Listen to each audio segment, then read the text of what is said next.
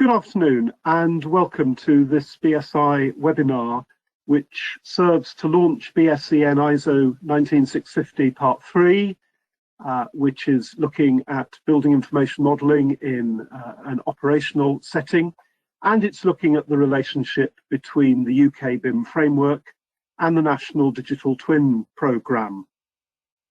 Before we start, I've got one or two housekeeping items to run through with you, and I hope that they're going to appear on a slide shortly.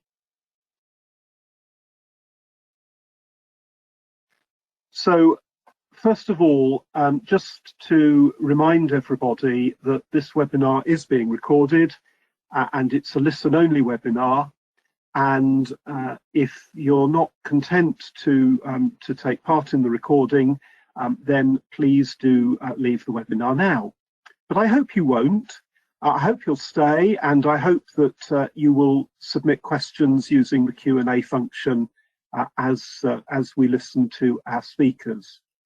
There will be a Q&A session at the end of the presentations, and if you do want to post a question, there's a Q&A button in the side panel where you can post your question online to the panel. If you do have any technical difficulties, then please use the Q&A function to register those as well. After the webinar, BSI will be asking you to complete a feedback survey, and in due course they will be emailing the presentations and the recording of today's webinar to everybody who is participating. So, turning to our subject this afternoon, our first speaker who is going to present is Alexandra Bolton. Alexandra has led the Centre for Digital Built Britain since it was established in Cambridge some 3 years ago, and the Centre runs the National Digital Twin Programme and is part of the Construction Innovation Hub. Alexandra is going to talk a little bit more about the Digital Twin Programme. She doesn't have any slides, so don't be surprised or think you have a technical issue if slides don't progress. Without further ado, I'm going to hand over to Alexandra. Thank you very much, and good afternoon, everybody. Firstly, I want to thank colleagues in BSI, CDBB and the UK BIM Alliance for working together to develop the UK BIM Framework to support a consistent approach to whole life information management in the built environment using the ISO 19650 series, and I'm delighted to see Part 3 ISO 19650 published. The government is committed to the BIM mandate, which came into effect in 2016. And it's reiterated its commitment by founding the Centre for Digital Built Britain, which is a partnership between the University of Cambridge and Bayes. It was founded in 2017.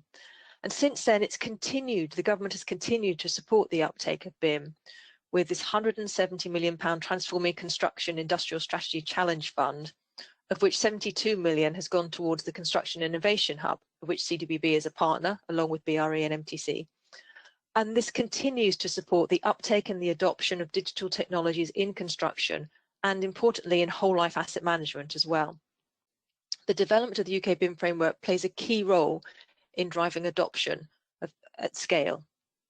So just for a moment, imagine now how life would have been over the last 6 months without digital, with no internet, no Teams and Zoom calls, no remote working, no webinars such as this, no digital ways of working.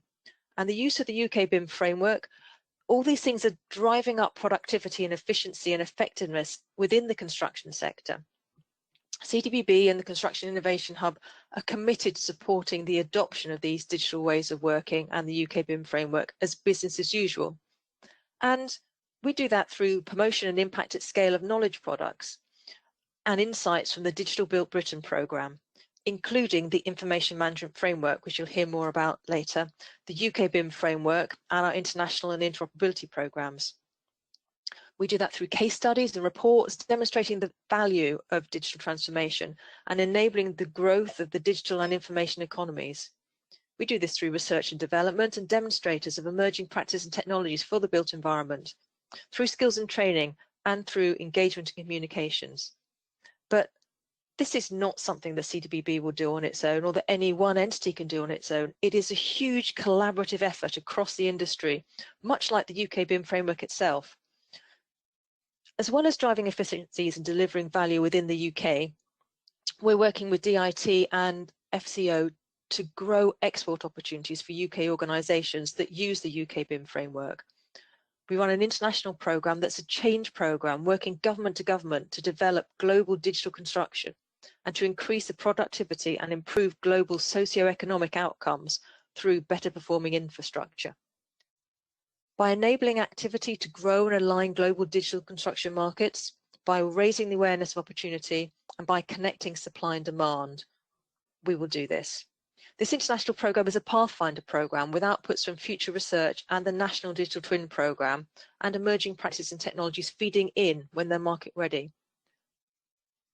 The UK BIM framework, as I said, it's a collaborative effort, and we really encourage you to provide feedback on the guidance and tools produced to ensure that it continues to reflect and support industry need. I want to talk a little about CWB's National Digital Twin programme. It's not something that is separate from the UK BIM framework and sits as other, but it's something that is an evolution of the framework. Both are about information management and secure and resilient data sharing.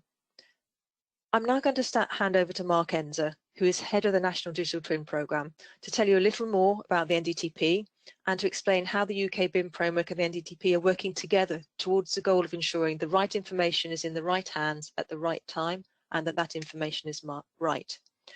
Over to you, Mark. Alexandra, thank you very much indeed. So what I'd like to do quite briefly is introduce that National Digital Twin programme, but show its connection with the UK BIM framework and emphasise how this is a continuum and that actually we're talking about the same story here, not a different story. So if we can go on to the next slide, please. If we look at what CWB is all about, we can see from one angle that back up again. We can see that CWB are the guardians of the vision for digital built Britain, and we can articulate that vision very nicely in terms of 4 words around design, build, operate and integrate, which itself starts to talk about this continuum and imagines a future where we can be integrating information across the full life cycle of assets and across sectors. And so this continuum is essential to the vision for digital built Britain. And if we can go on to the next slide, please. It's therefore no mistake that those exact same 4 words are central to the UK BIM framework. It is the same thing. This is digital built Britain. So I think that if we see the importance of information management, then we can see the importance of it throughout the whole life cycle. And I think one of the fantastic things that the work on BIM has done in the UK is to teach us just how valuable information management is. And we recognise that if we lose information, then we lose value. And so I think that a framework which is built on information management through a whole life cycle is essential to releasing value and is clearly core to the vision for digital built Britain and the UK BIM framework. So if we can go on to the next slide, please. What I'd like to do is just give a bit of context for the National Digital Twin and then indicate what it is and where it's going. And so I think a key part of the context is firstly to see our built environment as a system of systems. So if we can just have one more click, please. Where economic infrastructure, social infrastructure and the interface with the natural environment all comes together in our built environment. An amazing machine, a system of systems that is incredibly complex and absolutely essential for the right functioning of society. So this is a really important thing, that we see the built environment as a whole, and we don't just see it as a series of construction projects. Important as construction is, we need to see construction in the wider context of the built environment that provides the services that enable the outcomes that society wants.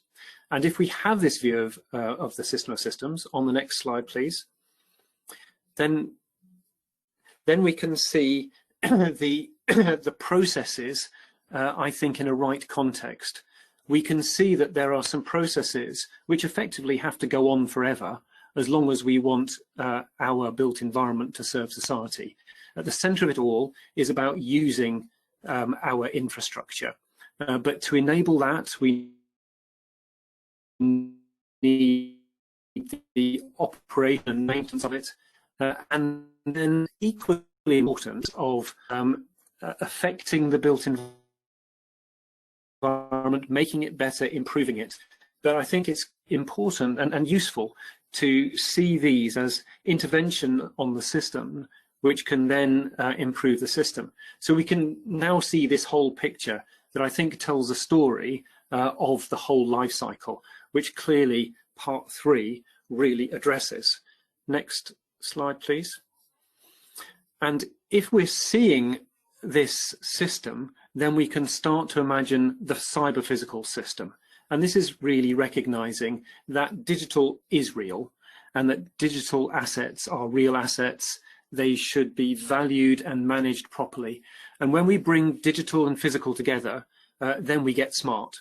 And so the real concept of cyber-physical system is this thing of bringing digital and physical together, releasing the value of making better decisions faster and cheaper. So next slide, please, which I think can be summarized in the information value chain, where we, I think, are all familiar with the concept of this. You take data in, you make sense of it.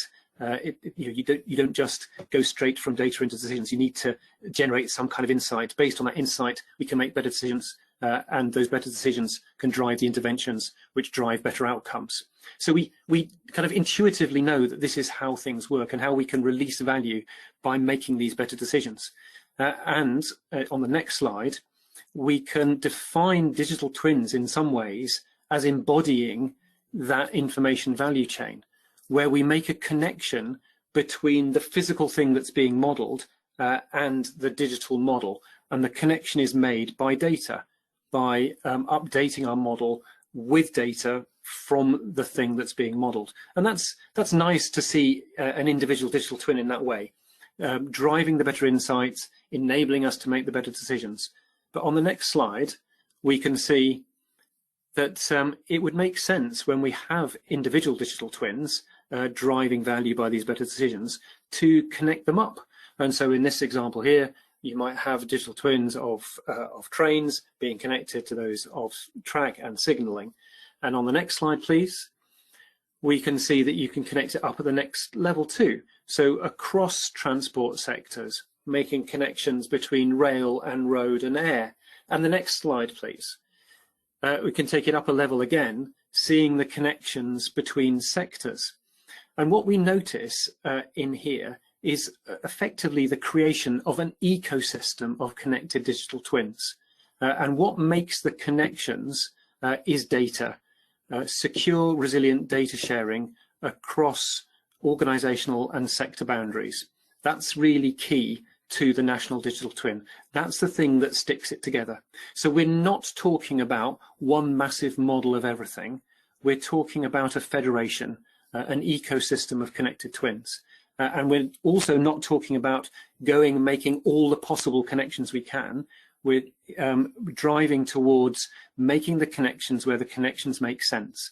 And likewise, for developing digital twins, we should develop the digital twins of purposeful use cases where it makes sense to develop digital twins to drive better decisions. And so effectively, we would build the national digital twin one use case at a time, and we would connect it up one use case at a time.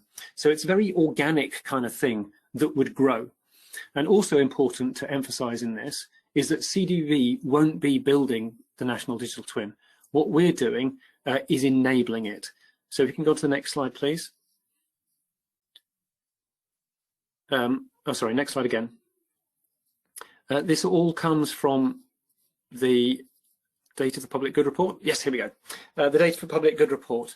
which came out from the National Infrastructure Commission a few years back and made these high-level recommendations: that we should move towards having a national digital twin, that we should establish an information management framework to enable it, and this is all about that secure, resilient data sharing, and that we should bring together people from across government and industry and academia to pull together in that direction. So if we can have one more click to reveal what CDBB does. And so it's our job in CDBB to deliver that information management framework in a collaborative way, building consensus, which is incredibly important in this. But then that enables others to go and build the national digital twin. Like I said, CDBB is not going to go and build it.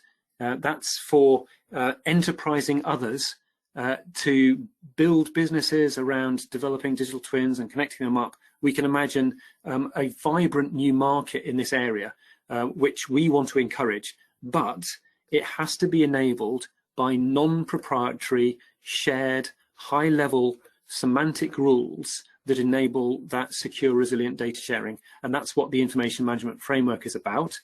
And then I'm sure you can make the connection between the information management framework and the BIM framework.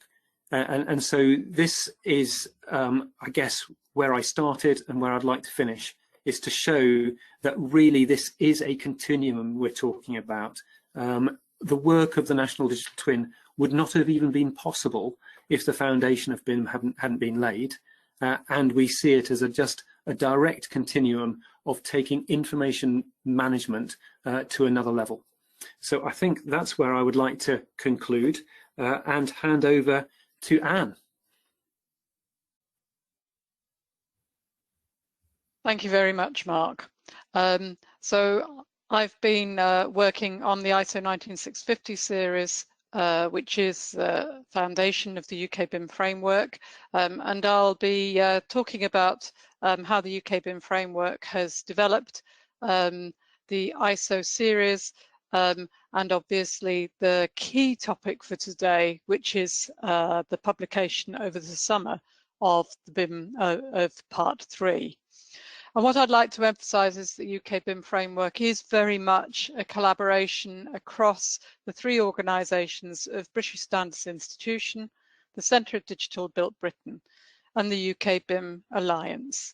And you can go onto the website that's shown at the bottom of this slide to find out more about the UK BIM Framework and get access to the content that we've been developing. Next slide, please. But to emphasise that the UK BIM Framework is the overarching approach to implementing BIM in the UK. Next slide, please. And what is that? It really is, just as Mark and Alexandra have been talking about, it is managing information throughout the whole life of assets making up the built environment. The ISO 19650 framework has both taken on board the ways of working that have been developing over the last 20 odd years, but also what we're foreseeing developing as we go forward.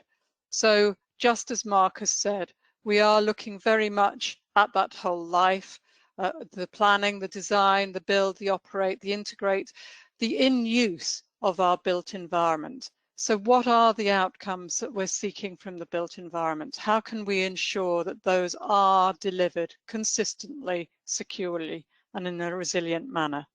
Next slide, please.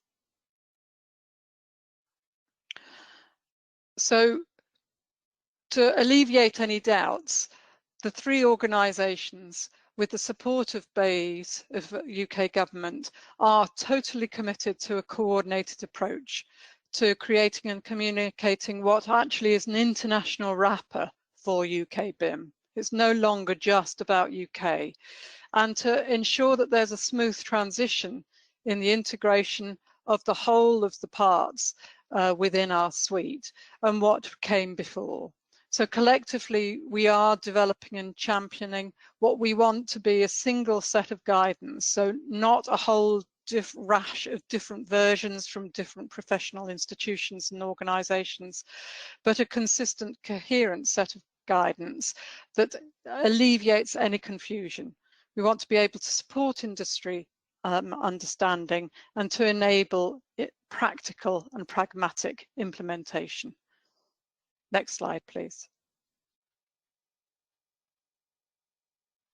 So the UK BIM Framework, what is it? Well, as I have just said, there is a website that you can gain access to the content of the framework, which is being continuously updated and improved and added to as appropriate.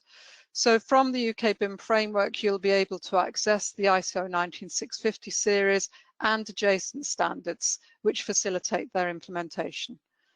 There's the remaining 1192 suite, which the UK BIM movement has been based on.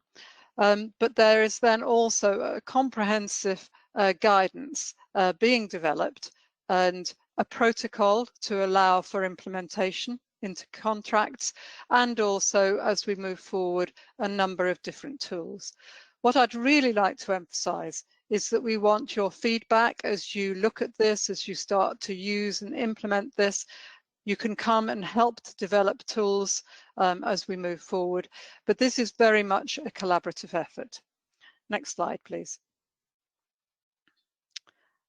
But let's just remember what we're talking about here. Next slide.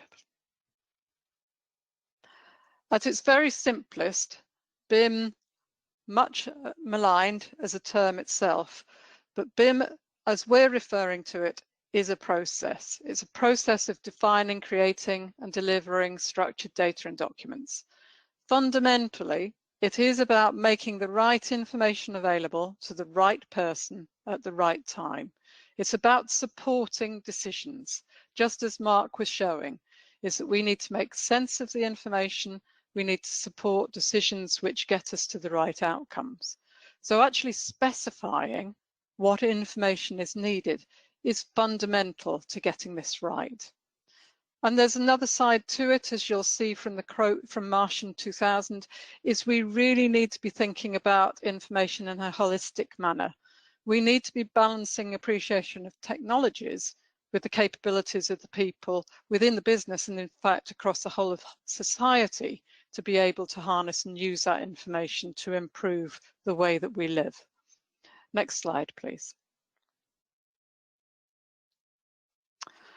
So how have we got to this point? There has been a massive effort around standardization. Next slide, please. Going back even further than 2010, in fact, with the first publication of BS 1192 in 2007, there was a number of key reports which were pretty damning of the construction industry, and that we really needed to make improvements. And one element of that was around how we manage our information and how we start to move to a digital transformation of the industry. Many of you will be familiar with the development then and formation of the UK BIM Task Group and the continued development of what was known as the PAS 1192 series and BIM levels, so how we progressed through from being largely paper-based to being increasingly digitally based. But very early on in that process, it was decided that what we should do is to move these to international standards. So in the background, over quite a few years now, we've also been working with the international community of ISO and in fact of the European standards community to develop what has now become the 19650 series. As you're already aware from Alexandra's presentation, the formation of the Centre of Digital Built Britain also supported the government's mandate around the implementation of BIM across the UK built environment. And we also then formed the UK BIM Alliance to support industry in moving forward. The key now is to be able to make UK BIM Framework business as usual. And there's no doubt that there is plenty more for us still to achieve. But what I'd like to do now is to explain a little bit further how we've progressed the 19650 series from the 1192 suite. Next slide, please. We've learnt an awful lot over those years of how to improve our approach on managing information. And I think one of the key things that we wanted to capture within the ISO series, and what was really came across emphatically from the international community, was to make sure that actually we took the widest perspectives of the needs of different stakeholders. So you'll see on the left-hand side there, perhaps surprising to some of you, actually the capital, as we would call it, the project delivery, is only a very, very small part of this. We're really looking at the asset owner, the asset user, and society's perspective of how we need to be managing information. And you'll see in the top right there that also what we've been very clear on is that information management is only a piece of a much wider puzzle. It needs to fit within asset and project management, but it needs to also fit within the overall organizational management. And that might be an individual business, a consultancy, a contractor. It might be an infrastructure, a cross-rail, a high-speed to our motorway networks. But actually it can be looked at from a country-wide perspective, from a regional perspective. And this is where we can really start thinking about what information is required to drive what becomes digital twins and what would become an ecosystem of digital twins. And then at the bottom here, we've got our life cycle information principles. Again, driving really importantly that we need to be thinking about this from an organizational perspective.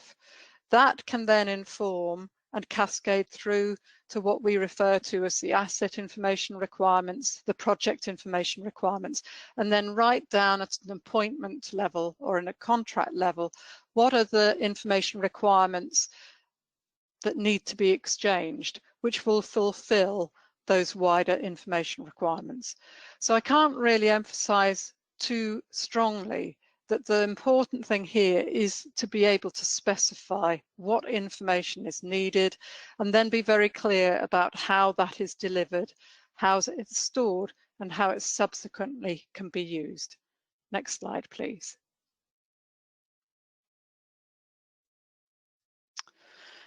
So for some of you, you may be feeling uncomfortable, unsure because you were using BIM level 2 and how the UK BIM government mandate was originally phrased as BIM level 2.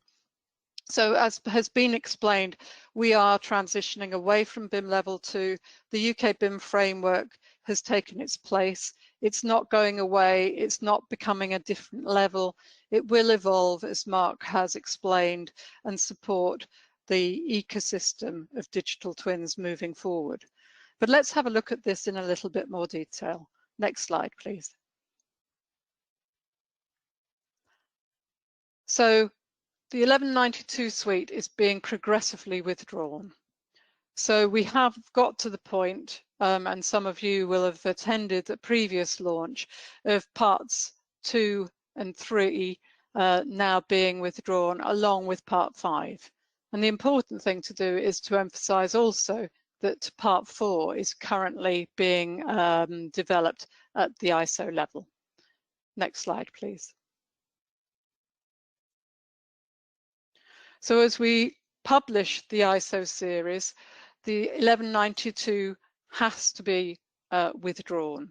So you'll see what we've been doing and working hard on is that the concepts and principles of the BS 1192-2007, Part 2 and Part 3 are reflected in the ISOs. So particularly Part 1 and in Part 2 and Part 3. And then the main clauses in blue going to the respective parts. One of the things I would like to point out is that where there are specific clauses, requirements for a region, a country, such as we've had in the UK, we then put those into a national annex. The national annex can't contradict the international standard, but it can be more specific about particular elements. Next slide, please.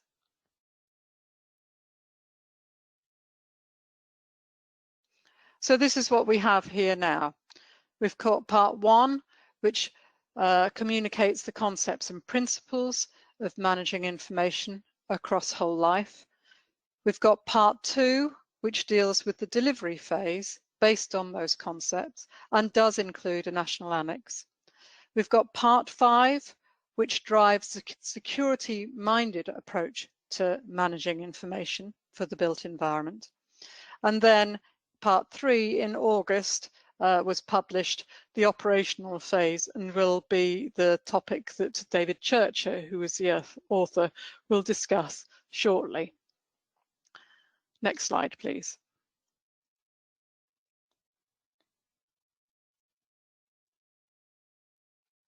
So as I say, part 4 is in progress at the moment.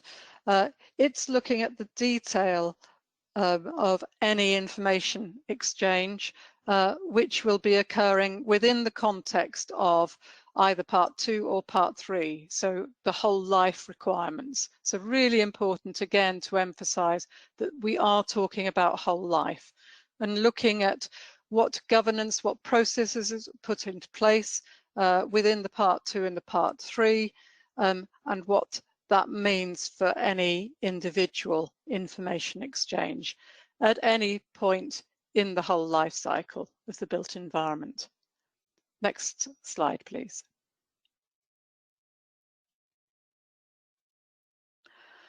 And then to briefly talk to you about the National Annex public consultation for part 2, because I would like to just update you where we are. Next slide, please. As I've already said, the National Annex is important to clarify and localise particular requirements, in this instance in part 2, and it's carrying forward any details of UK which we couldn't agree internationally for good reasons. And what we didn't want to do was to lose any of that detail which we require for continuing the UK BIM mandate. Next slide, please. We've had a pretty comprehensive consultation on this. At the time of the publication of part 2, we had to move very rapidly. So we've decided to instigate an extensive public consultation which occurred earlier in the summer, and we've gone through and taken on board all of those comments. Next slide, please.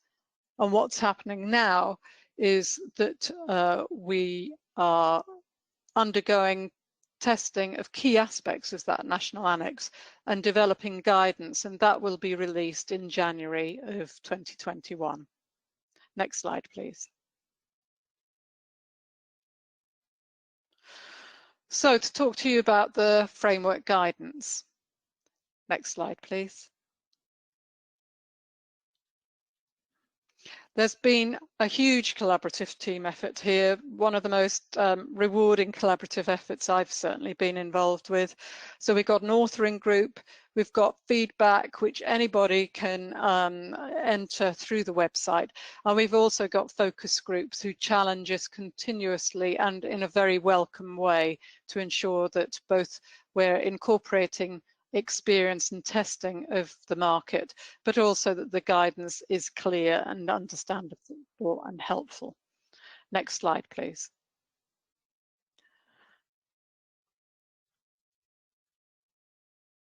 The guidance has been developed since the publication in the back end of 2018 through to these, so a quarterly release has been going on, so a massive effort to the team and particularly to the editors David Churchill and Sarah Davidson. What we have is we also have released the information management protocol and a new edition which represented a restructuring of the guidance because it had got to some 200 pages, and that occurred just a couple of weeks ago. Next slide, please. So the structuring now is that you have the overarching guidance part 1, concepts and principles, and then for each part of the standard itself, you also have guidance to help you to understand that. But what we found we also needed to do was to develop a series of guidance based on themes. So for instance, the information management function and resources, developing information requirements. And I'd like to give you just a little bit more information around Guidance D and the information requirements. Next slide, please. Because as I say, what's really important is how we specify the information and to understand that it is about whole life. It's not just about construction. It can take into account themes such as sustainability. And there's a video here which I'd like to show to you, which hopefully will help and aid your understanding. If we could start the video, please.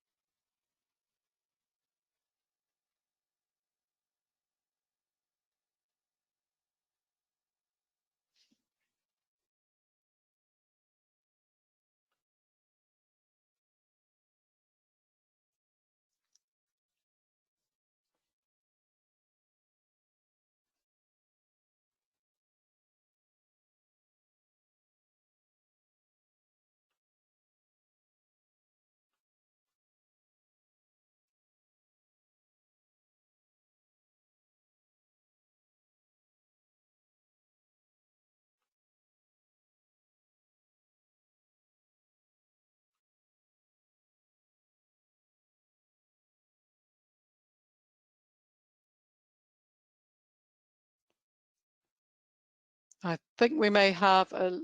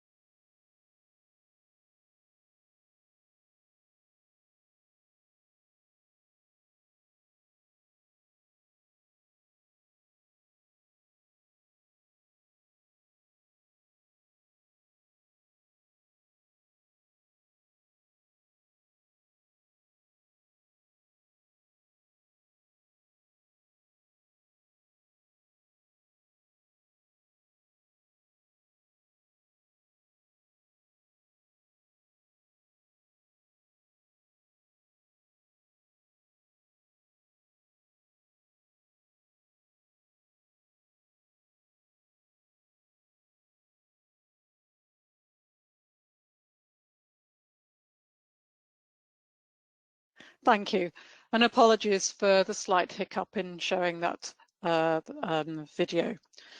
But hopefully that's really helping you to understand why we're really driving on managing information across the whole life cycle, developing our approach to digital transformation, allowing us to understand and control the shift from analog to digital, but I would say in an appropriate way.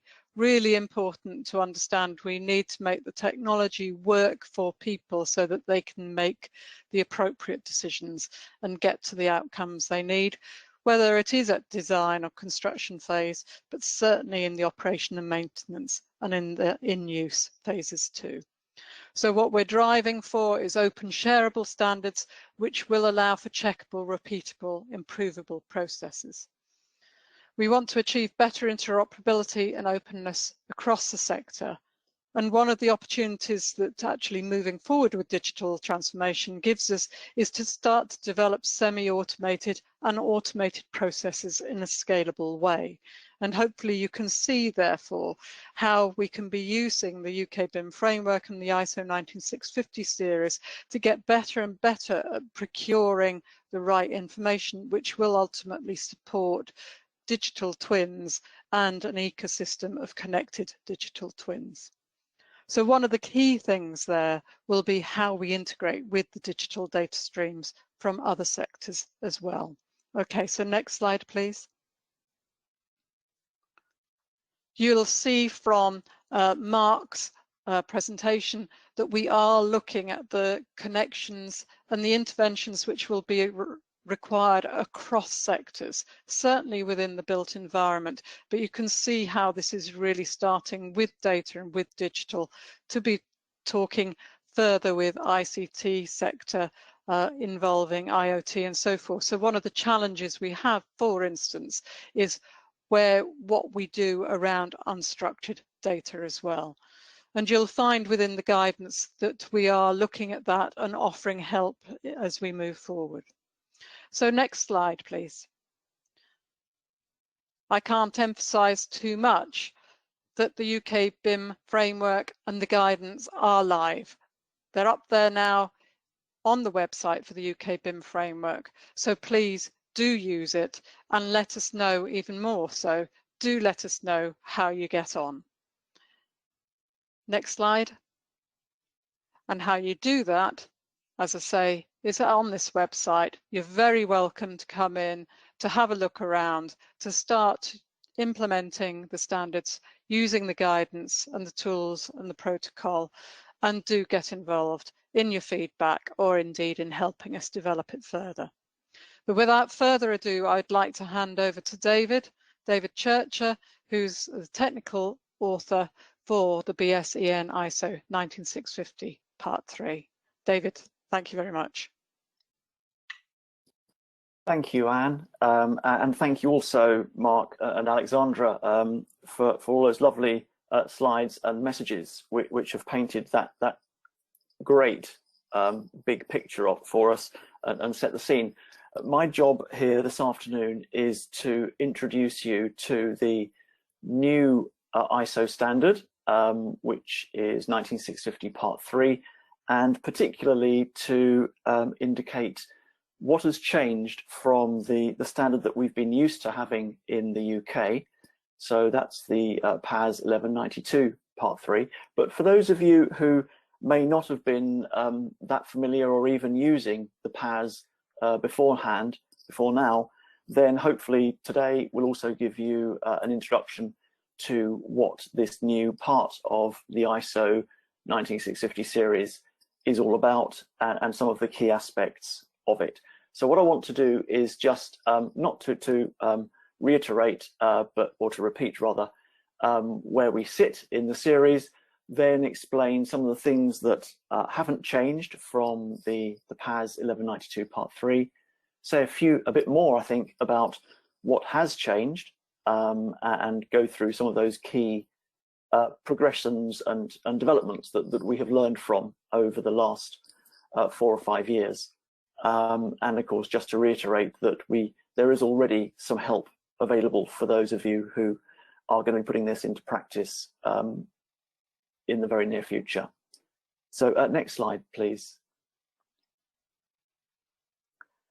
This is a very much simpler view of the diagrams that Anne showed about the structure of the 19650 series. So I won't repeat all the things that Anne was saying, but I just wanted to maybe emphasize that in this particular part in ISO 19650 Part 3, just as we were in PAS Part 3, then we are absolutely focused on that operate and use element from Mark's slides, the operate phase of or part of the overall picture, which of course is the longer term and persistent use of assets and therefore of the information that springs from them. Next slide, please.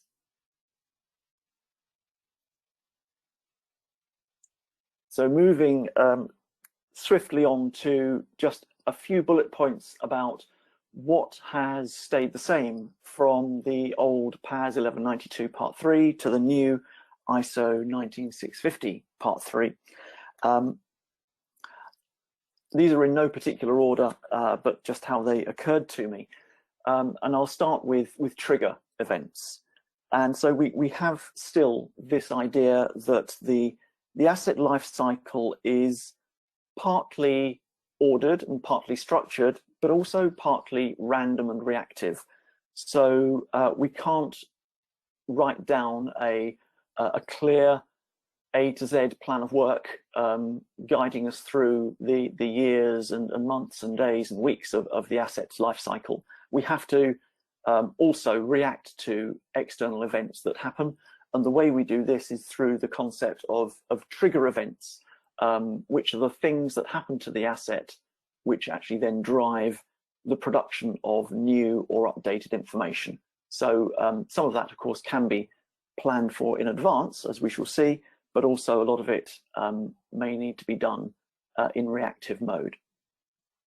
The second point is picking up the message that Anne was hammering home quite rightly, that this all starts from this list standards point of view, from the need to understand the information requirements. So what is it that information is needed for?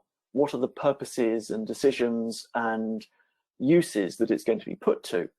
And it really is in the asset owners and operators ballpark to be establishing what these requirements are. They're the people who know. They have the closest relationship with the asset, the physical thing, in order to establish what these information requirements are. And the acronyms, which will be familiar to you if you've used the PAS, but the organizational information requirements at high level across the business, and then the asset information requirements more specifically to do with a particular built asset, are the things that the asset owner has to then be defining.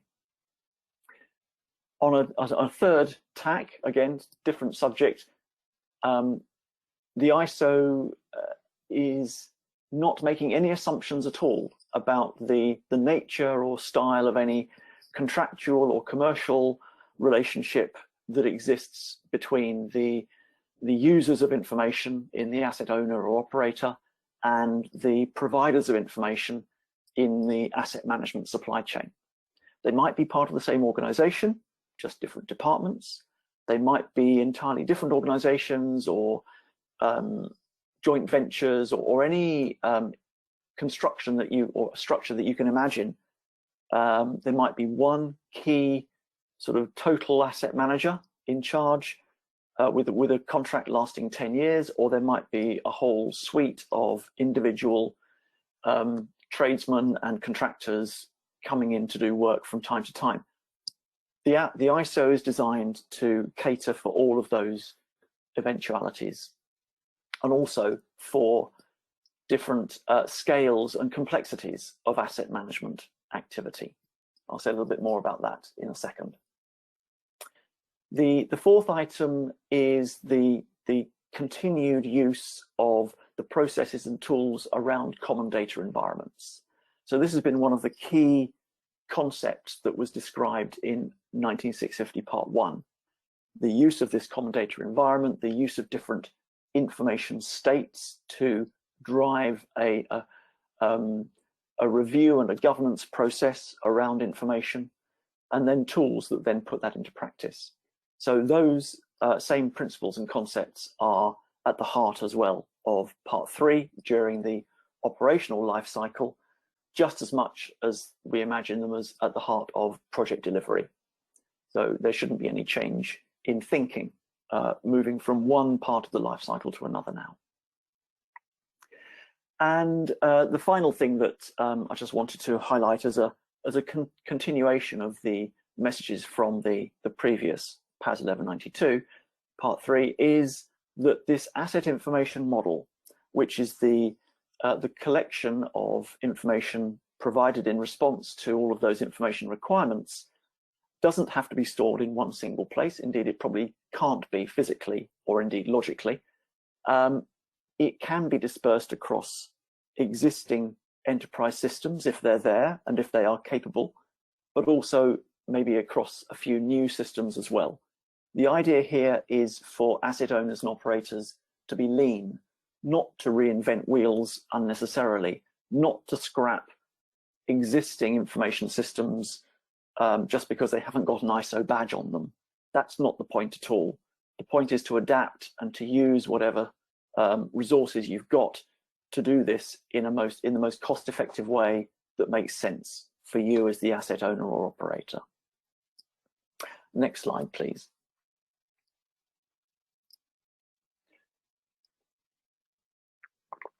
So now just turning to what has changed. And I've got some bullet points here, but I'm not going to talk in detail about these items as I have some follow-on slides to pick out some of these items in more detail. But what we've done with ISO 19650 Part 3 is to deliberately make it look and feel like it belongs to the same family as Part 2. That's in the way that the document is structured, it's in the language that we've used, it's in the style in which it appears. So the intention here is to make this all feel as seamless as possible. It is just one life cycle with different angles to it, and the standard should reflect that, and we think we've achieved it. The terminology that we have, of course, is not the same as it was in the PAS, because that was UK, it was not neutral or international. So we are now we have to be in line with the language and terminology that's defined in the other parts of 19650. The process has information management process has been presented in 8 steps, which are very similar to the 8 steps that are used in Part 2. So those of you who know 19650 Part 2, again, should see some very familiar messages coming out, which hopefully will make it simpler for you to understand and implement Part 3.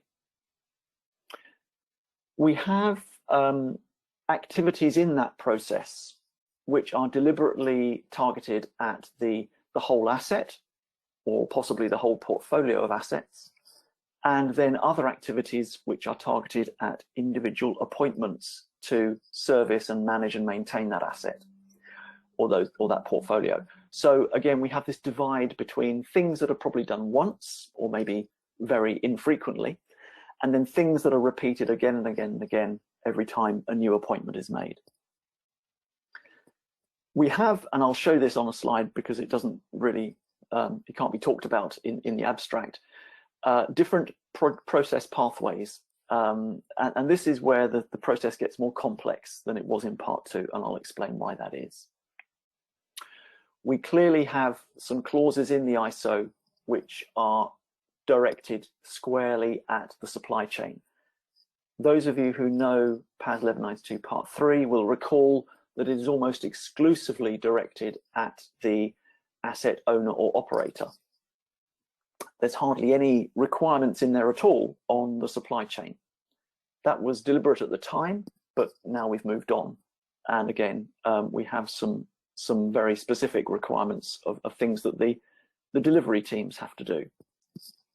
And finally, we have a much closer interrelationship now between the two aspects of the life cycle, the long-term asset and facility management, use and maintenance, operational phase of the life cycle, and then the more short-term delivery phase, project part of the life cycle. And again, I'll say a little bit more about that. So if we move on to the next slide, please, then we'll start to just not consider every term that's in the ISO, but just to cover a few of them. And the Wordle on the right-hand side is actually generated from the text of ISO 19650 Part 3. So you can see the most often used words. Hopefully no surprises here. Shall, because it's a specification. Information, because that's what we're considering.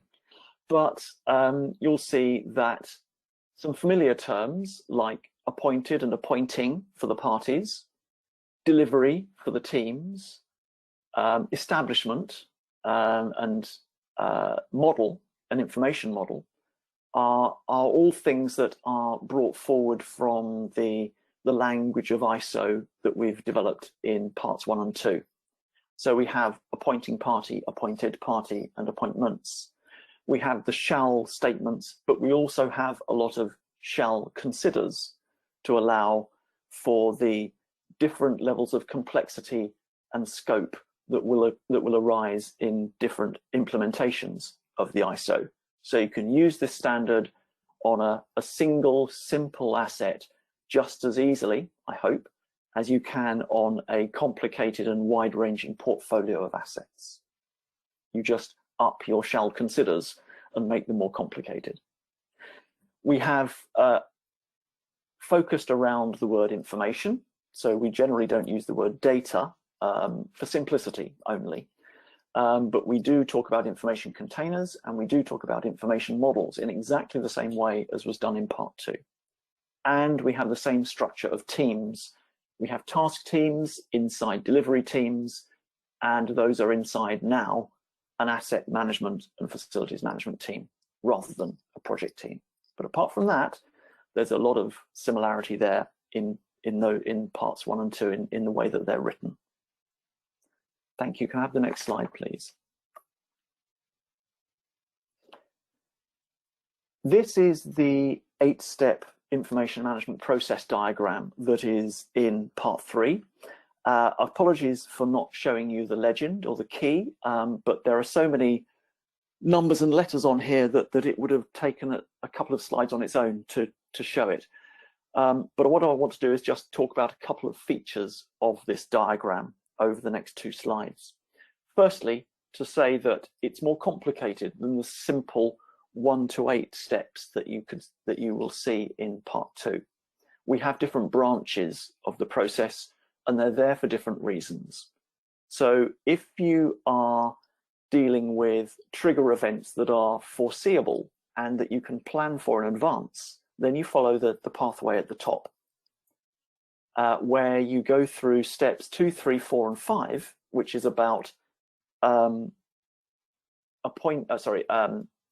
tendering for the information appointed parties and lead appointed parties, and then appointing them, and then them mobilizing and being ready to start work. And then the funny symbol with the 5-sided figure inside, that is the trigger event. So you've got all of your team on board, and then the trigger event happens, and they just leap into action and move into steps 6 and 7, which is to produce the information that they need to do, and then for the appointing party to accept it and bring it into their asset information model. So that is one route through the process.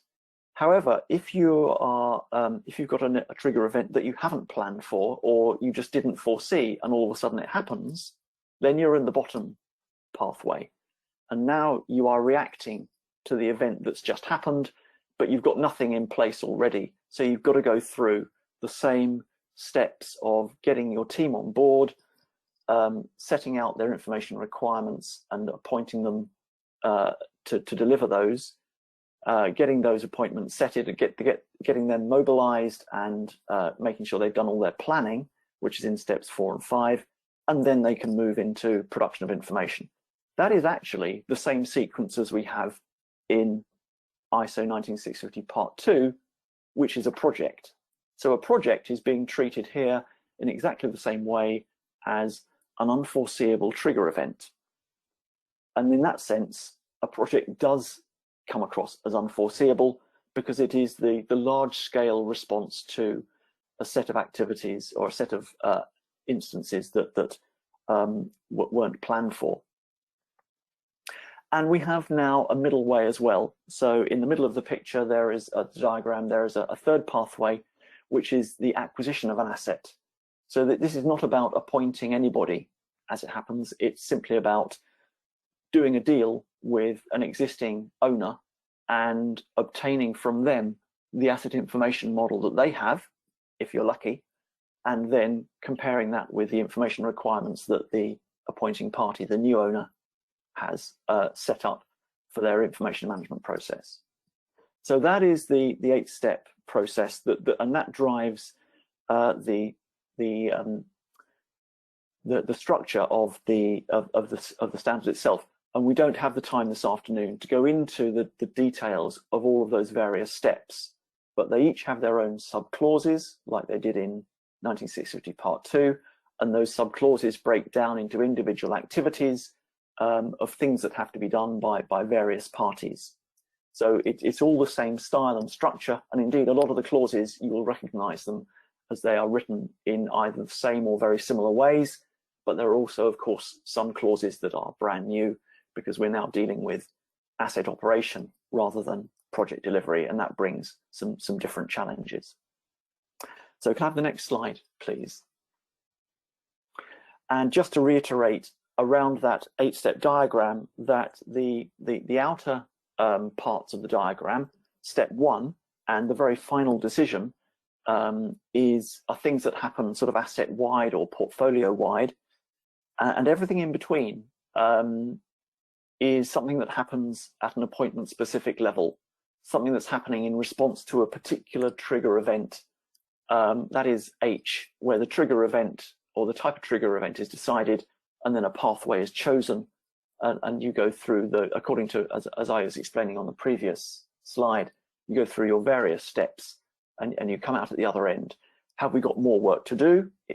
Either wait for another trigger, going up from K upwards to or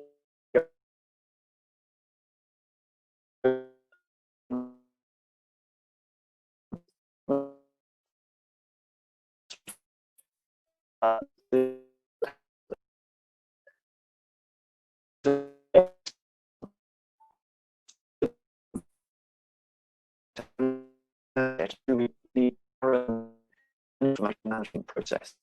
If we do go back to the beginning and we get a chance maybe to review those sort of high-scale, high-level ideas that we had at the beginning, and if not, then the whole thing finishes. It does have a bit like a process map. It does have a beginning and an end, but for the long term, of course, it's going round and round in various degrees of circles. Next slide, please. The requirements on the supply chain are a new feature of 19650 Part 3, and this slide is simply just to highlight what those are at high level. So we have a lot of the same terminology, as you'll be aware, and the diagram is exactly the same diagram as is used to describe the team structure in Part 2, and the only change in that diagram is the description of 1 and A. So 1 is the asset management team writ large, and A is the appointing party as asset owner or operator.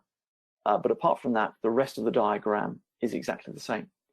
So the kinds of things that we now have in the standard, where responsibilities are delegated or required down the supply chain, are for the lead appointed party, they have to respond to the tender or request for service that's come their way. And as part of that, in the task teams, there has to be an assessment of capability and capacity. The appointment at step 4 has to be completed, and that means that the task teams have to produce their information delivery plans, and those have to be collated by the lead appointed party into a master information delivery plan. This is all very familiar for anyone who's read 19650 Part 2. Then the delivery team has to be mobilized by the lead appointed party, again, the same as was in Part 2. And then finally, we move on to steps 6 to produce information. So under the task teams and appointed parties, they have the requirement to produce the information that they have signed up to deliver through their appointment. And then that goes through various stages of review and checking. So they check their own information, then the delivery team checks the whole information model, and then the lead appointed party checks it before it gets submitted for acceptance by the appointing party, the asset owner. So all of these parts of the standard are new compared to the old PAS, where none of this was being talked about at all. Next slide, please. And I've just got 2 or 3 more slides to go.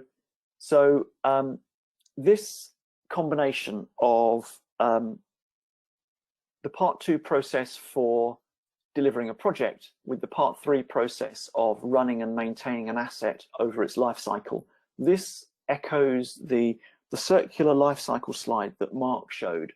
I have to say in a much neater and more user-friendly way, I think, as part of his digital twin presentation. But what I wanted just to explain briefly is the process that we've allowed for. So in the diagram, in the slide rather, we have the blue wedge shape at the top, which illustrates the asset information model growing over time during the operational phase as multiple trigger events happen and new information is generated from maintenance and operational triggers. But then at some point, a project is identified at where the red star is. So that's a trigger which is going to lead to a new project. A project, of course, being a much larger intervention than is just your everyday trigger response for operation and maintenance purposes. So at the point where the project starts, then information can be drawn down from the information model, the asset information model, to provide the reference information for that project. And that is actually dealt with in Part 2, where it talks about the use of reference information and shared resources provided by the appointing party, who is in charge of the asset information model and therefore has it in their gift to make that available, and also to use the asset information requirements and the organizational information requirements to prompt the operational need for information that's going to be generated during project delivery. And this would come through as exchange information requirements given to the project team, for which the asset team wants a set of answers of those pieces of information for operational purposes. So then during the project delivery itself, there are information exchanges. Some of those might be just to the project client appointing party, but others might be back to the asset owner appointing party. That's all possible. And then at the end of the project, there is the receipt of relevant information from the project information model back into the asset information model. So here we see the project, if you like, being driven wholly by the requirements of the ongoing asset information purposes. And of course, what that means is that there needs to be strong alignment between the information standards, the information procedures, and the information protocols that are applied at the during the operational phase in that long blue wedge-shaped diagram shape, as well as those that are applied in the project, the short sharp project. They have to be consistent with each other. Can I move on to the next slide, please?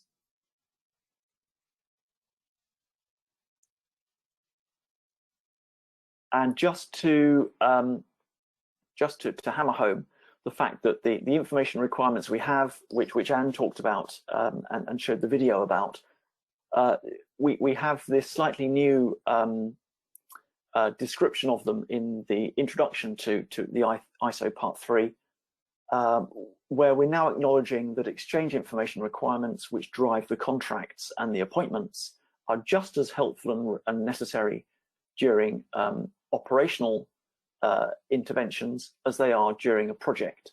So we've expanded the scope of exchange information requirements to cover all parts of the life cycle, and they are then themselves driven either by the asset or the project information requirements, which are themselves driven by the organizational business structure-wide organizational information requirements.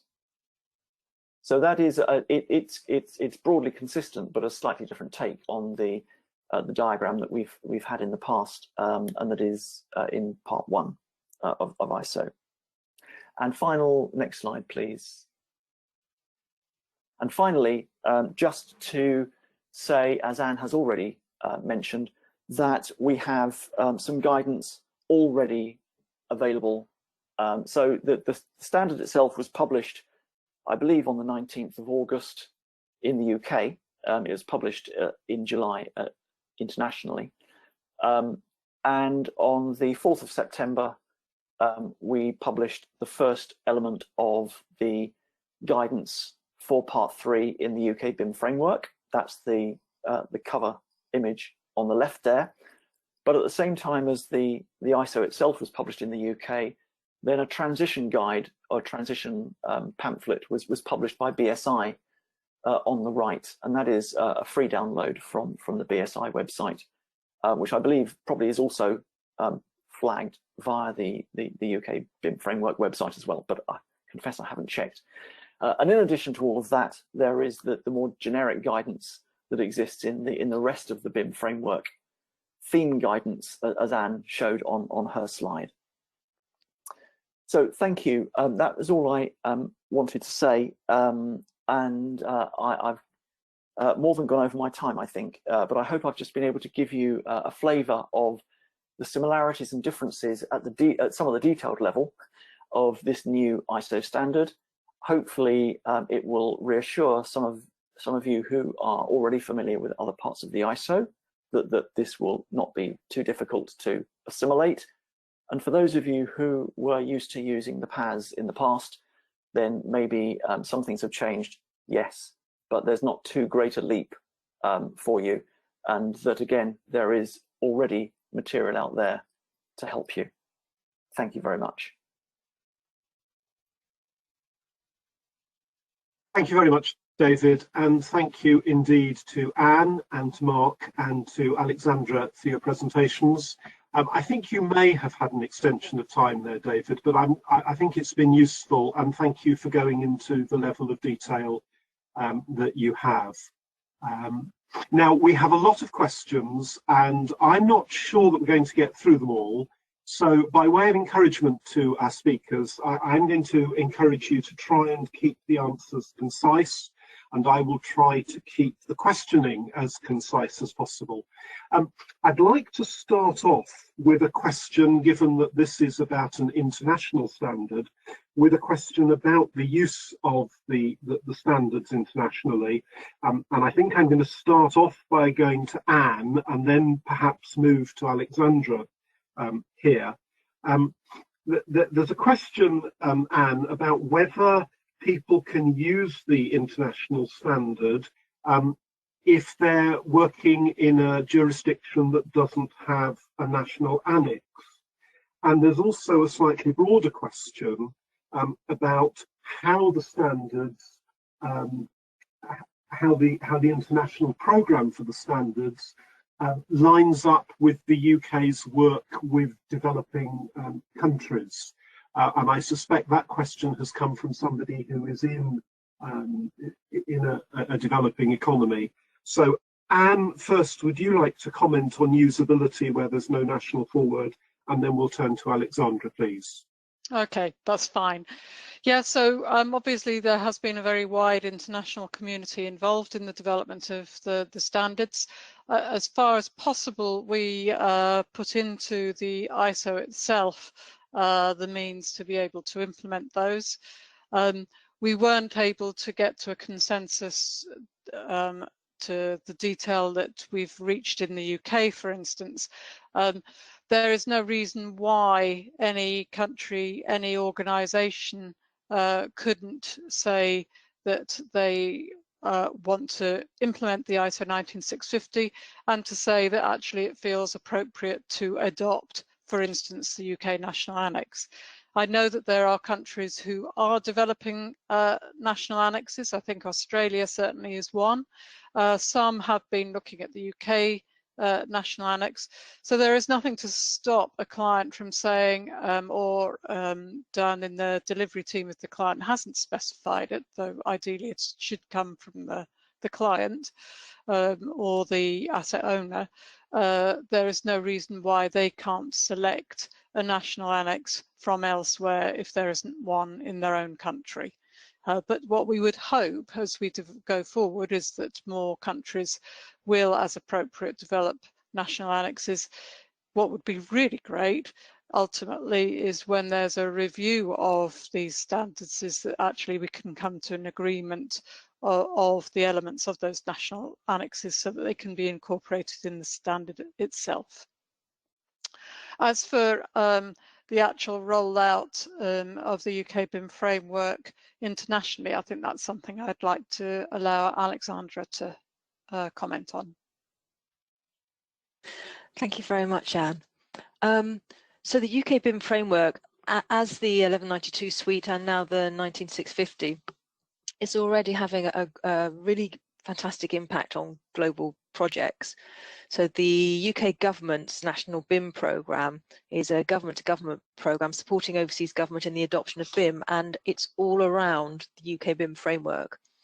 And we're seeing really good uptake of the framework and of that government-to-government support from a number of countries throughout the world. As an example, Latin America's been fantastically quick to see the benefits of and to adopt BIM, and have set up their own regional hub with some support around the even wider adoption of BIM. So you have the likes of Chile, Peru, Colombia, Brazil, incredibly active in their adoption of BIM. Obviously initially as 1192 suite, but now around the ISO. And while each country of course has its own flavour, as it indeed does the UK, they're very active in their progress. And how that helps, the UK as a whole, is that it allows us to work much more easily with countries that have a BIM framework that looks like a UK BIM framework or is indeed the UK BIM framework. A great example of this is in June this year, the UK was announced as the winner of a government-to-government contract with the Reconstruction Authority of Peru. And it was like the UK BIM framework itself, a fantastic team effort across DIT, FCO, the UK commercial team, BAYS, etc. And there was very stiff competition for this competition, and it was really clear that BIM and the UK BIM framework and this UK BIM framework was the differentiator.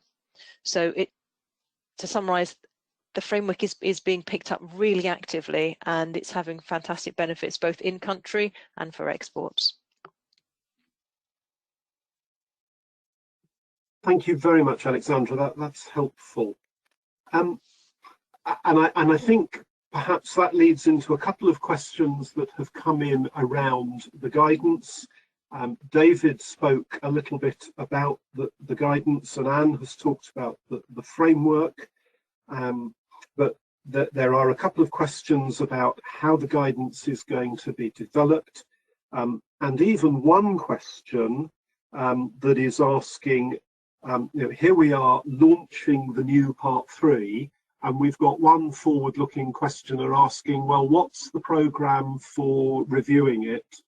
And I think that's a good question, because this is not sit back, relax, we've done it. This is the next step in the journey.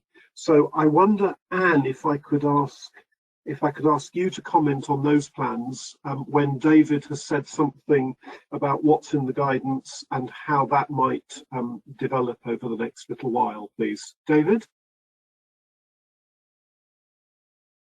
Yeah, thank you. Sorry. The guidance for part 3 is developing as follows. We've prepared and published already what I call a skeleton guide, which is really just introducing, a little bit like I have today, the differences and similarities between the different parts of the ISO, so part 3 versus part 2, and of course the transition guidance that BSI have published looks at the difference between ISO part 3 and PAS part 3.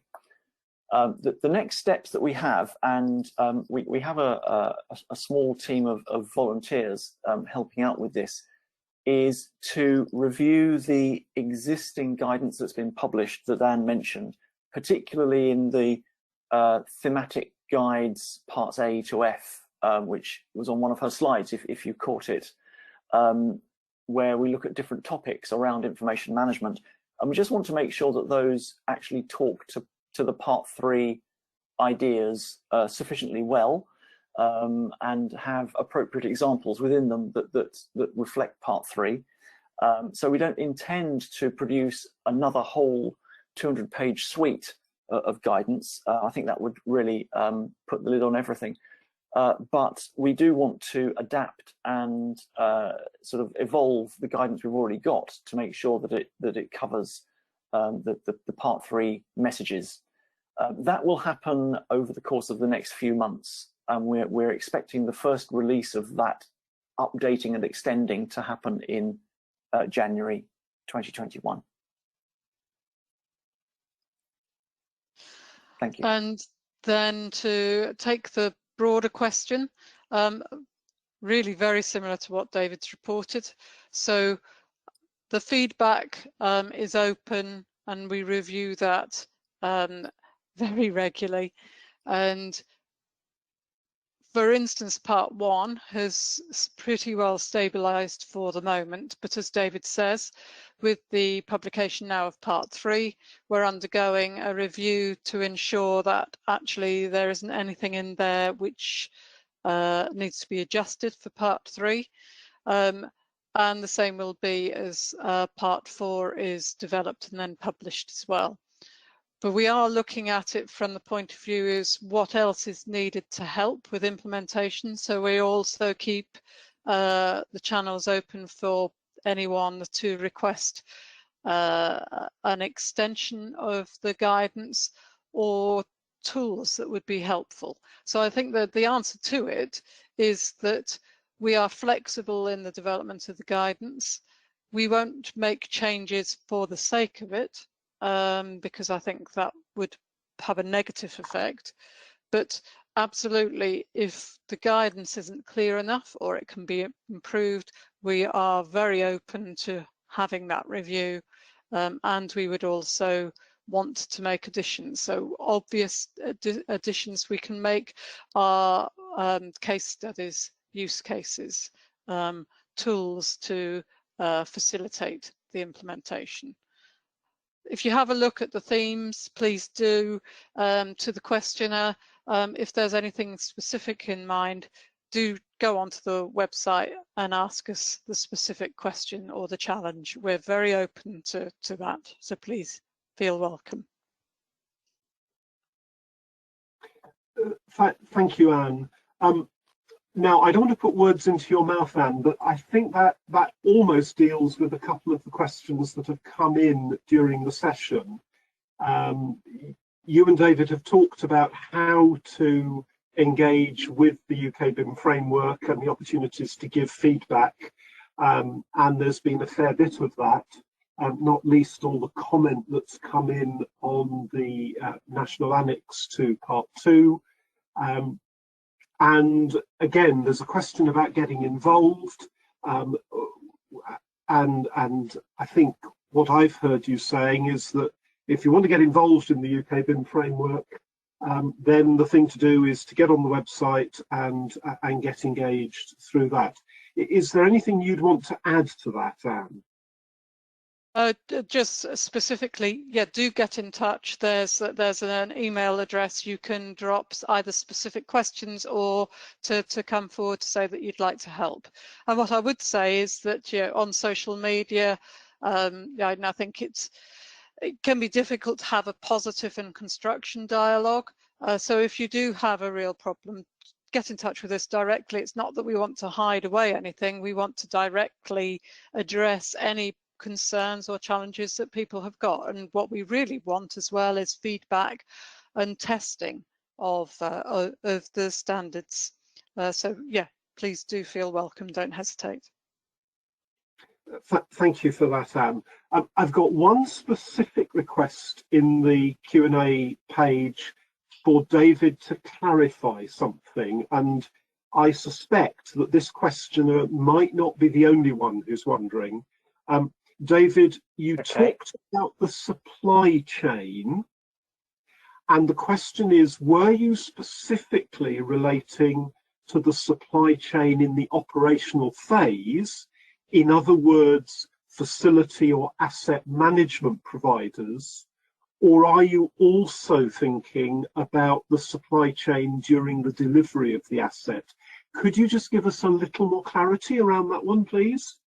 Yes, of course, and sorry for not being clear first time.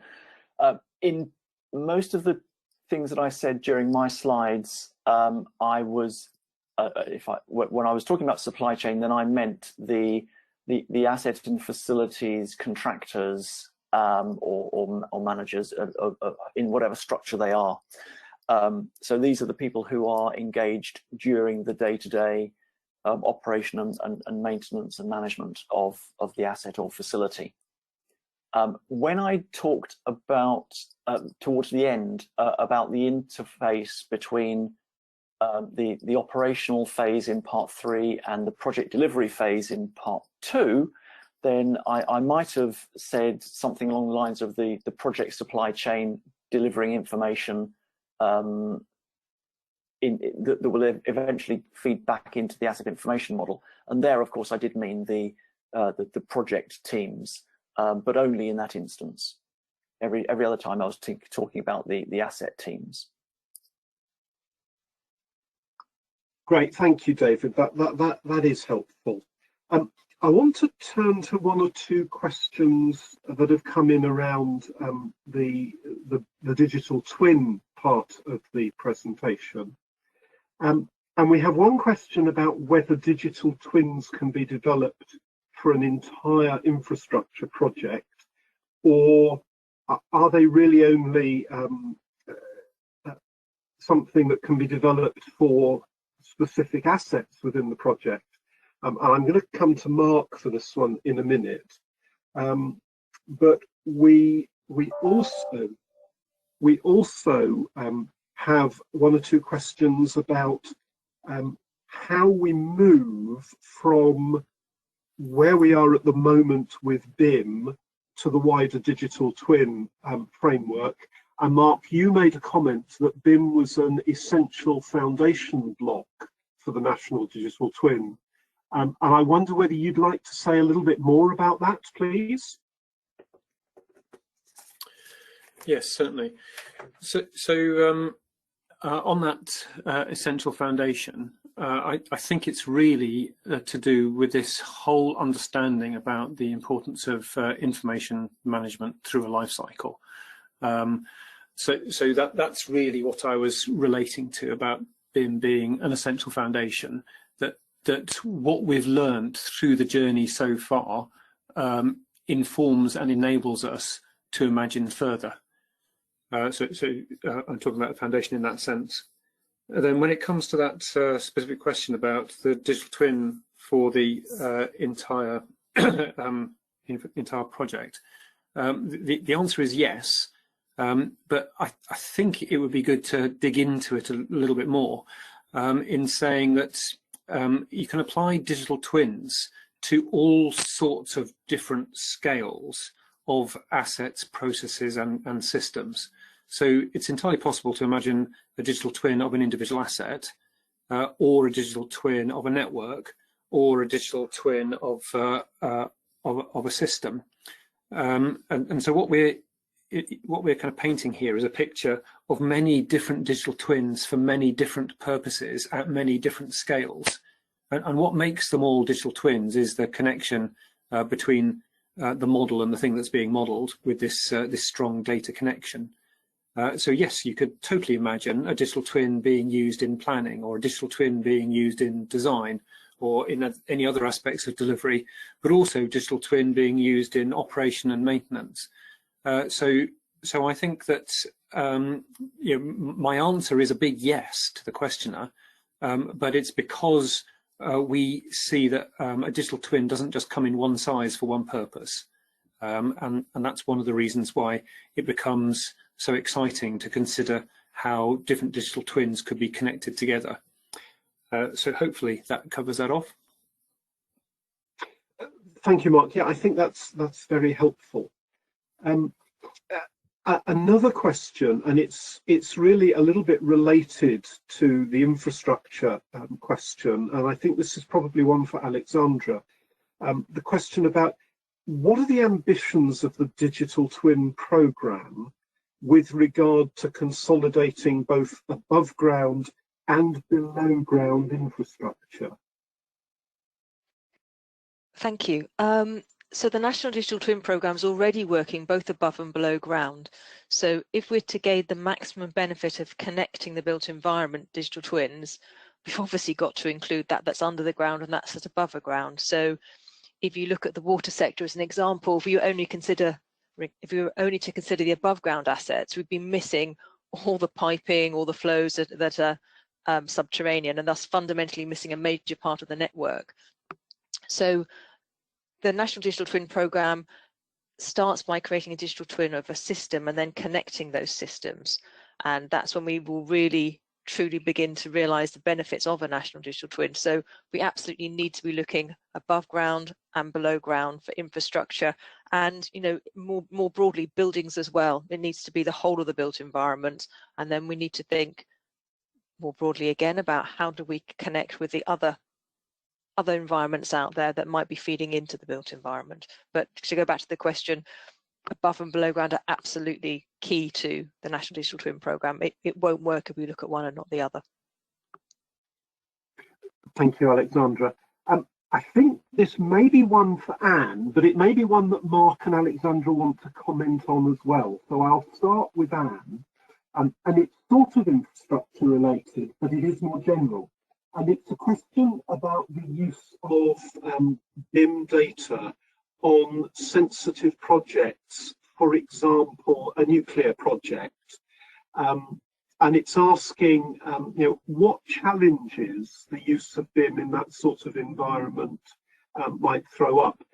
And I'm conscious that we did deal with part 5 of the standard in July when we launched that. But Anne, I wonder if you'd like to come in, because it is such an important topic. It is really important, and that's what part 5 is for. So this is the security mindedness.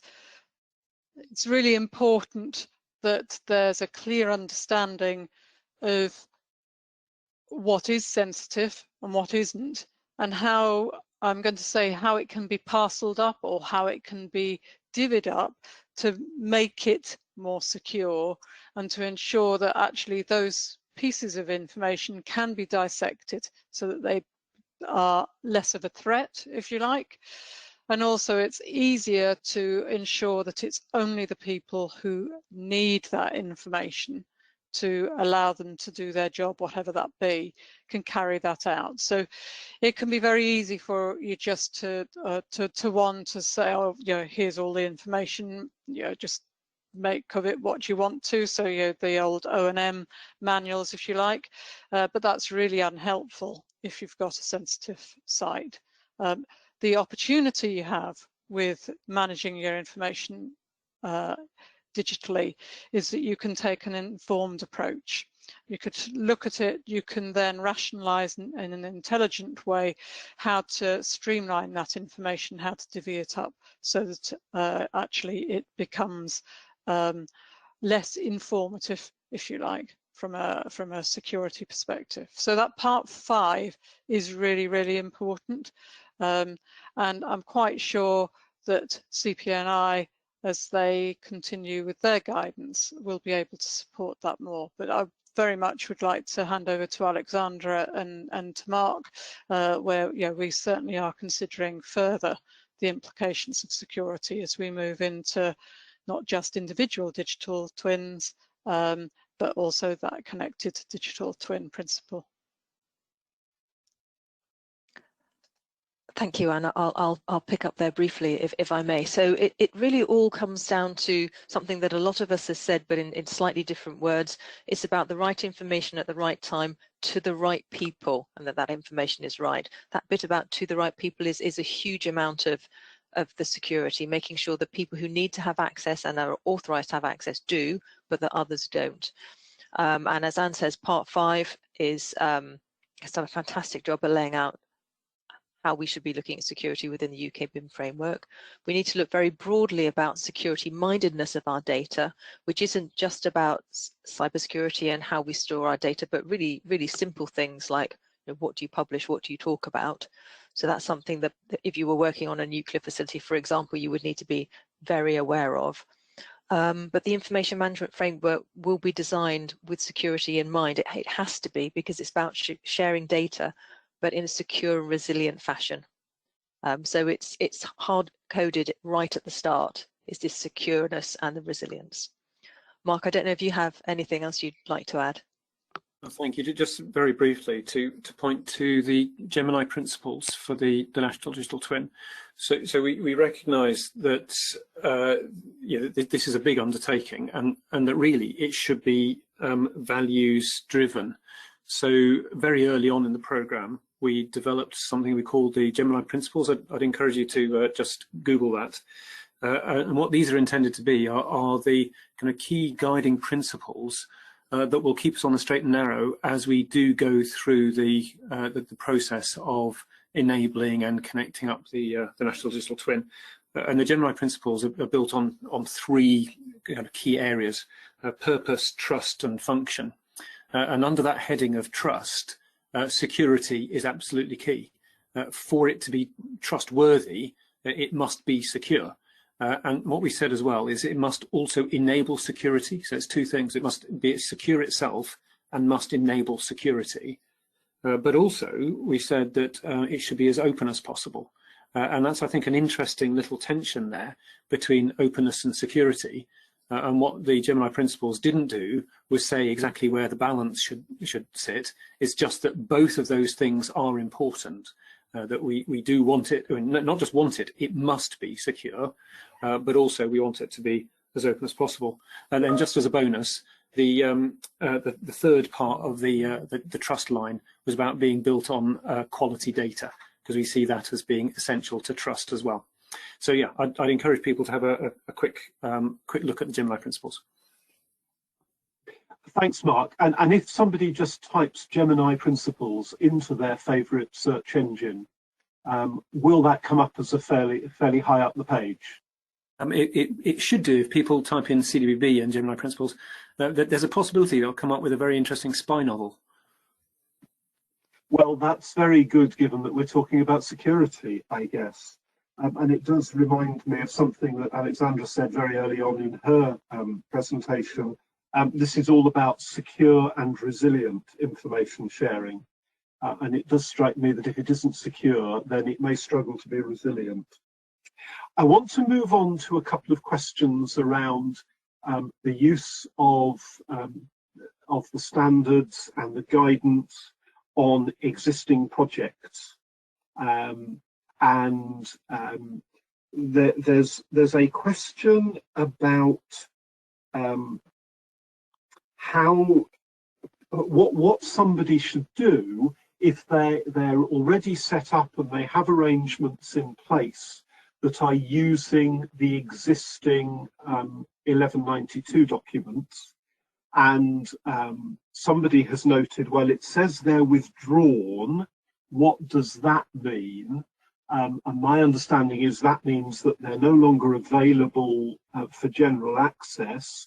But if somebody's already got arrangements that are based on them, I wonder whether David or Anne would like to come in and make some comments around how people manage the transfer from the PAS system to the BS ISO system. Would one of you like to take that one, please? I'll go first, if I may, and then Anne, would you please pick up the things that I've forgotten or misrepresented? We tackled, well, we thought about this problem when we first started writing guidance, which was about the project scenario rather than the asset management scenario. There is, I believe, I haven't got it at my fingertips, but I believe there is some short guidance in the part 1 concepts part of the guidance suite, which does say that there isn't an expectation that everybody should suddenly rewrite all their contracts to align with a newly published these newly published standards. That's not necessarily a pragmatic thing to do. And of course, standards are a voluntary instrument in the main, so they're there for people to use to the extent that is helpful to them. And this is one of those areas where it might be helpful to continue using an old standard for the time being, provided I think that one has a plan of how to transition or a time scale. And if that were to be just a year or a few years away, then carrying on using an existing standard, it seems to be fine. But if it was going to be much more than that, then actually a more formal variation to those contracts would be needed, and that's how it would have to be done through a renegotiation. And that would apply for part 3, the transition from PAS to ISO, just as it applied in part 2 at a project level. So yes, and just to emphasise, for existing projects and certainly for frameworks which had already written in the use of the 1192 suite and of the BIM level 2, it would be foolish to and indeed impossible from a contractual point of view to just change over to the ISO 19650 series.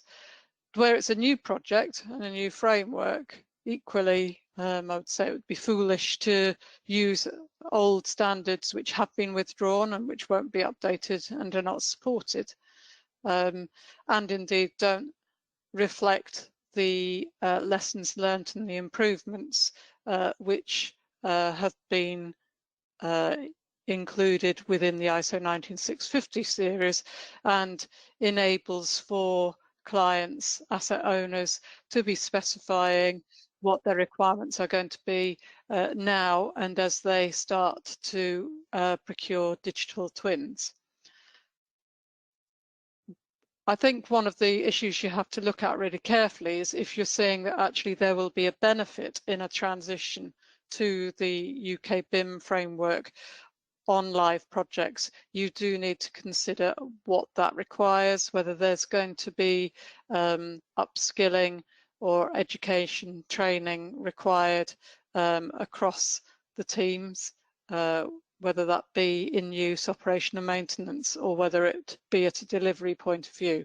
So I don't think it's to underestimate that there need to be some decisions made and some key activities clearly identified and managed through. But I do think it's important that overall we are committing to making UK BIM framework business as usual sooner rather than later. Can I just add to that? which sorry, apologies, just occurred to me that, of course, in the timescales of an asset life cycle, then of course all sorts of aspects of that operation are going to be superseded by new technologies, new standards, new approaches, and all of those changes need to be managed and to be recognized and assessed for their value or their, the pros and cons that each of them brings, and this will be no different. So for an organization that has got a strategic asset management approach and plan, then I suspect this sort of change idea is not unexpected. No, thank you, David. I think that's very helpful to remind ourselves that there's a long time frame on operation. There was also another question about costs, which I'll make a quick comment on.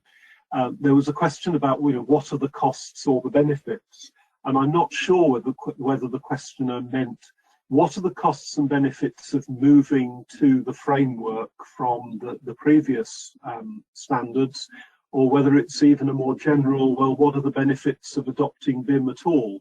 And I think I would like to answer that with a question back, which is, what are the costs and are there benefits of not adopting these technologies? I think it was Anne who was reminding us of some of the very unfavourable analysis of the construction and engineering sector and its adoption of digital technologies. And certainly the World Economic Forum has been pretty critical of the sector globally.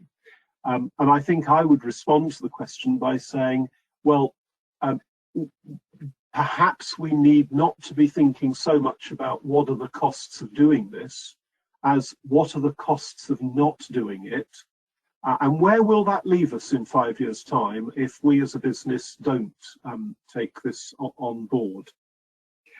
I do want to move on. I want to try and cover two more things before we wrap up in a few minutes. The first is a very quick one, I think, and I think it's for Anne.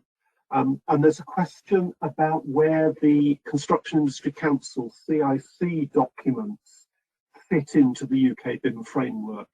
Anne, could you give us a quick word on that, please? Okay, so I've already referred to the what was the CIC BIM protocol. It's now the Information Management Protocol. If you go onto the guidance, you'll see that that's been co-branded between CIC and the UK BIM framework. We're actually looking at some of the other documents at the moment and how to review and update those. And I would very much anticipate that, again, it would be in partnership with CIC, and indeed CIC leading if as appropriate, to ensure that where they're still required, they become a part of the UK BIM framework. Thank you, Anne. And then I think another one for you. One or two questions have come in during the webinar on the relationship between 19650 Part 4, which is currently under development, and COBE. And I wonder, Anne, if you want to say a quick word about that. Yes, of course, please. of course.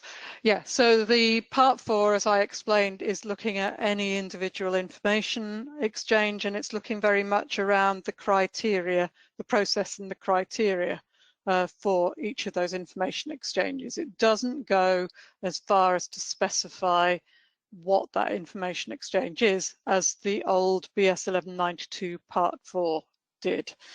We anticipate that there will be a national annex for the UK, and that could be very well, it could be COBE. What I would say is that there is a BIM interoperability working group at the moment looking very much at how to enable interoperability, what the gaps are, if you like, of what was within the UK BIM mandate within the BIM level 2 and where we are now, to really help for practical implementation.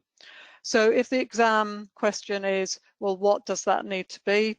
It could be COBE, but if the feedback from industry is, well, there's limitations to that, there may be some additions to that that will, but whatever it will be within that national annex. And I think one of the important things is that clearly what we're looking at is that to avoid any cliff edge that there might be between what facilitates interoperability in the here and now and what we want to support that openness, secure, resilient management of information within the National Digital Twin. So that work is happening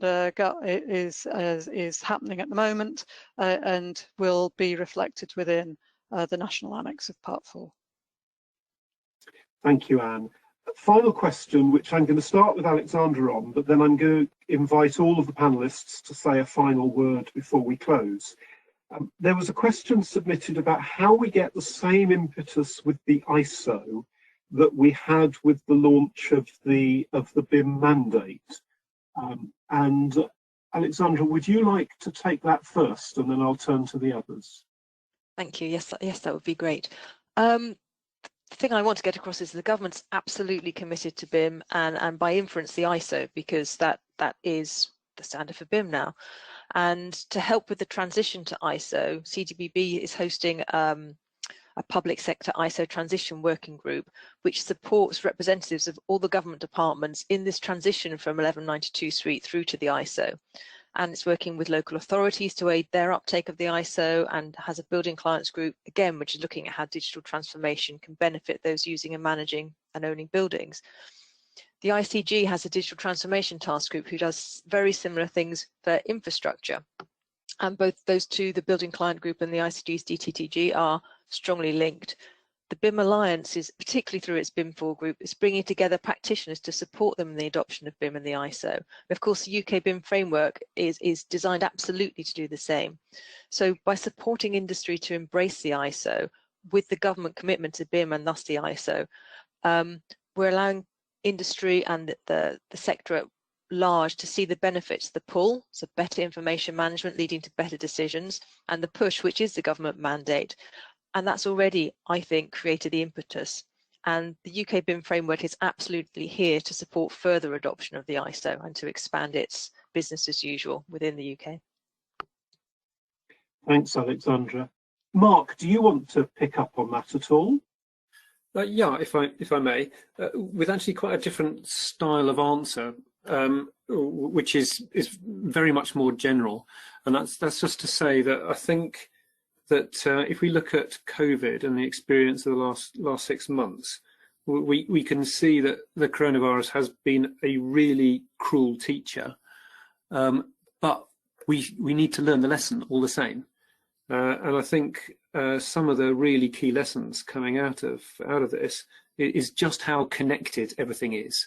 So we kind of need to see the systems, going back to what I was saying in my presentation, but also I think we've seen just how important data is and the management of information, so that we can make those right decisions, and doing that in a way that is connected, not just in silos.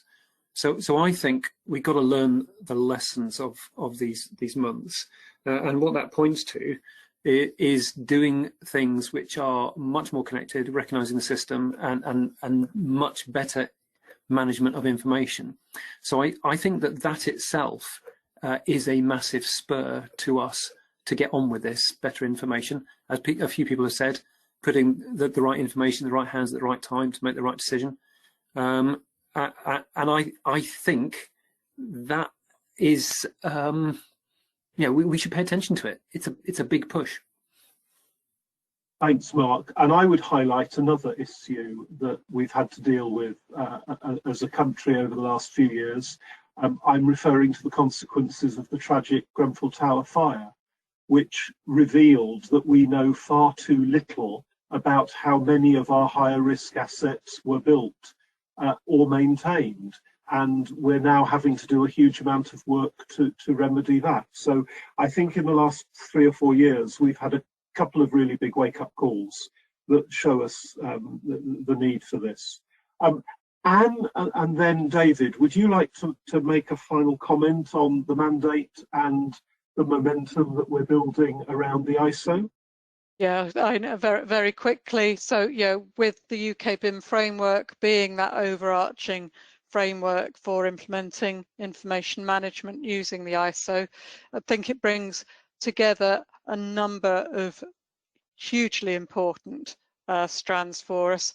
There is, as you've just referred to, what's been often cited as the golden thread. It needs to bring the different sectors, the different parties involved across the whole life. So this absolutely is as relevant to the facilities managers, the operators managers, the guys on the ground who are having to put up with the weather and all the rest of it, the manufacturers. Yeah, and then yes, it does involve the strategic planning and the design and the construction, but it is around that whole life. So really, really important. And as you've both said, we actually need to look at it in the round from different perspectives. Really important. Thanks, Anne. David, a final word from you.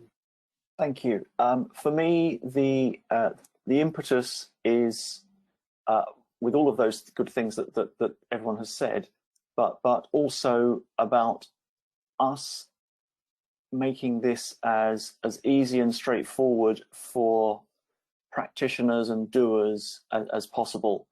And I think we've made huge steps in the guidance that we've generated more or less at the same time as the ISOs have been published. So there is no or very little sort of lag of people having a set of standards with no clue as to what to do with them. But we will continue to do that. We haven't got it right yet, but we've got a lawfully long way further than we did when we were rolling out the BIM Level 2 suite.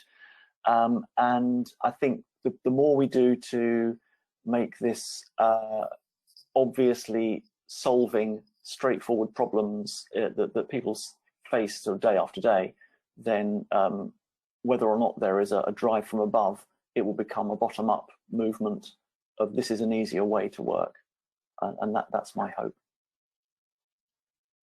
Thank you, David. We're going to have to stop taking questions there because we are jolly nearly out of time. So what I would like to do on your behalf is to thank our presenters this afternoon, Alexandra Bolton, Mark Enzer, Dr. Anne Kemp, and David Churchill. Thank you all for your presentations and your time on the questions. Those who are interested, the standards are all available from BSI, and absolutely to Q. The details of the discount that is available have appeared on screen, so thank you very much for that. All of the guidance material is available on the BIM Framework site, as has already been described. And for anybody who wants to get more involved, that is the place to go. I should stress that the BIM Framework is a collaboration between the Centre for Digital Built Britain, BSI, and the UK BIM Alliance. We are all in this together, those of us in the standards committees, those of us based in CDBB, and all the very many practitioners who are having to do this, day in, day out on real projects, and are informing the way that we do this. UK BIM Framework provides a place for us all to come together and to maintain the momentum that's just been described. Finally, a big thank you to everybody who's taken part this afternoon. I hope you found it useful. Please do make use of BSI's feedback forms. And as I said at the beginning, the recording and the presentation material will be coming out to you from BSI in the near future. So thank you very much and enjoy the rest of your afternoon.